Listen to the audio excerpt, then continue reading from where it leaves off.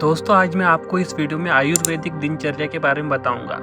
ये दिनचर्या इतनी इफेक्टिव है कि इसे फॉलो करके न सिर्फ आपको स्वास्थ्य लाभ होगा, साथ ही आपका मन, आपकी आत्मा और आपके शरीर को भी लाभ होगा। इससे पहले कि हम आयुर्वेदिक दिनचर्या के बारे में बात करें, आइए पहले यह समझें कि आयुर्वेदिक दिनचर्या इतनी महत्वपूर्ण क्यों है।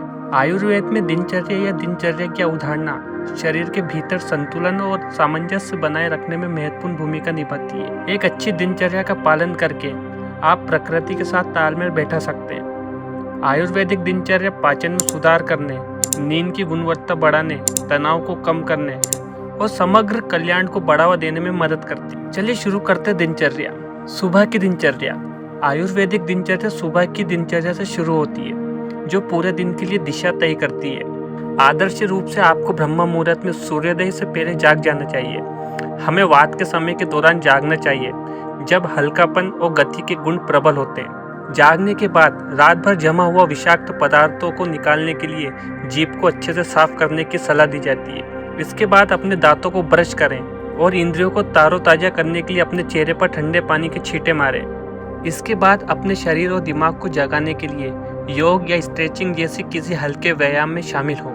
सुबह का नाश्ता। सुबह की दिनचर्या के बाद पौष्टिक नाश्ते से अपने शरीर को ऊर्जा देने का समय आ गया है।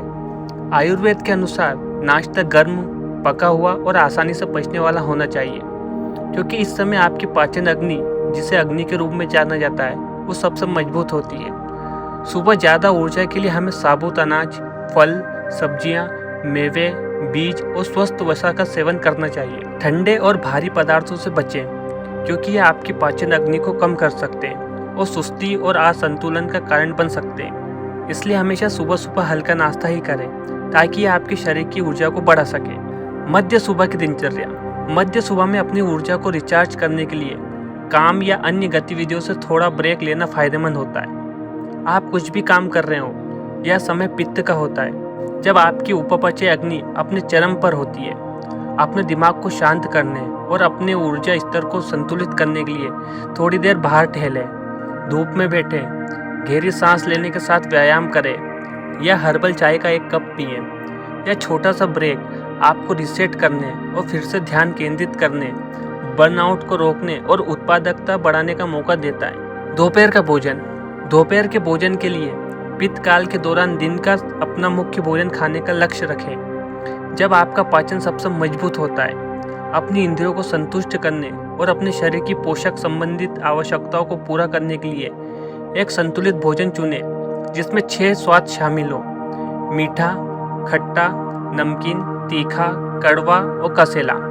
अच्छा पाचन और अवशोषण का समर्थन करने के लिए विभिन्न प्रकार की पकी हुई सब्जियां, अनाज, फलियां, प्रोटीन और मसाले शामिल करें और ध्यान से खाना खाएं। खाना खाते समय मोबाइल का यूज़ ना करें, ना ही अपने ध्यान को भटकने दें। अपने भोजन को अच्छी तरह से चबाना और ध्यान भटकाने से बचना आपको दोपहर के भोजन के लाभों को और बढ़ा सकता है। दोपहर की दिनचर्या। दोपहर के भोजन के बाद दिन के कफ समय के दौरान ऊर्जा में थोड़ी गिरावट का अनुभव होना आम बात है। यह हल्की फुल्की गतिविधियों में शामिल होने का सही अवसर है, जैसे टहलना, ध्यान का अभ्यास करना, किताब पढ़ना या हल्के योगासन करना। भारी या वसायुक्त भोजन से बचना, झपकी लेना या उत्तेजक पदार्थों का अधिक सेवन करना दोपहर के समय सुस्ती को रोकने और संतुलन को बढ़ावा देने में मदद कर सकता है। अपने शरीर की प्राकृतिक लय में तालमेल बैठाकर आप अपने ऊर्जा स्तरों को अनुकूलित कर सकते हैं और दोपहर की सुस्ती को रोक सकते हैं। रात्रि भोज। जैसे जैसे दिन ढलने वाला है, हल्का और जल्दी डिनर करके आराम करना जरूरी है। सूर्यास्त से पहले खाने से आपके शरीर को सोने से पहले पोषक तत्वों को पचाने और आत्मसात करने का पर्याप्त समय मिलता है, जिससे आरामदायक नींद और उचित डिटॉक्सिफिकेशन में मदद मिलती है।